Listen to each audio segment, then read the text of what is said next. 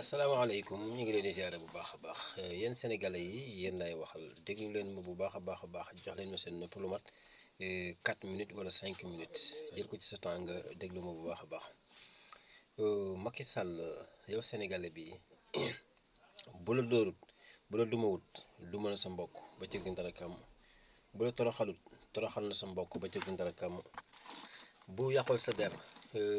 yàq sa der ci penc mi mooy jàppal la daal di wax ni diw nangam ak nangam la def bu la ko defut def na ko sa mbokk bu la tëjul kaso tëj na kaso sa mbokk parce que tëj na lu mat juróomi téeméeri nit yoo xam ne si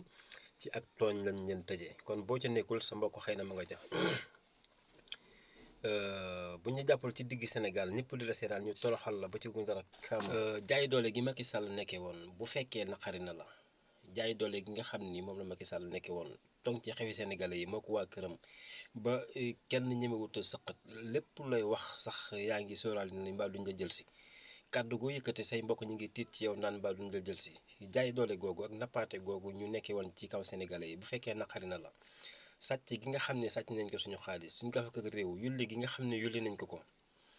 suñu ay facture liñ ko doon jalgatee ñin doon def ay surfacturation ni doon def ay détournement ni nga xam ni noonu lañu yore woon réew mi ci ak caxte mel ni tànn yu tiim medd su fekkee lii lépp naqari na la te bëgg nga ay saafaraam su fekkee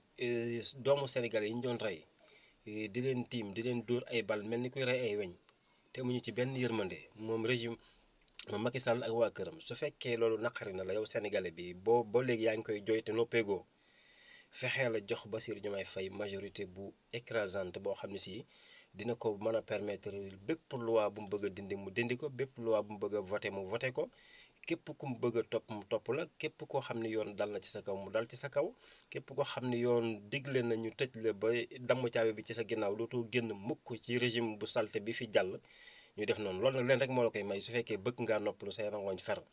mooy jëlal saw carte nga woteel ko Bassirou Diomaye Faye pour mu am majorité écrasante waxuma majorité yu ndaw ndawaan yi de majorité bu kenn mësul gis Sénégal moom moo koy permettre muy dérouler ni mu ko bëggee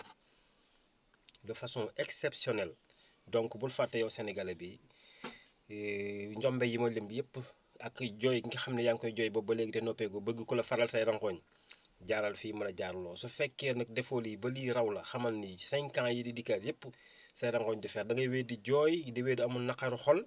di wéy di misère te kenn du la nax kenn du la fajal sa jooy yooyu parce que la la mënoon a fajal say jooy yaa fexe ba loolu agsiwul yaa fexe mu teggi la leen rek la mooy woteelu Bassirou Diomaye Faye fexeel mu am une majorité écrasante pour lépp lu yelloo ak nguuram gi nii mu déroulé ko ni mu waree aywa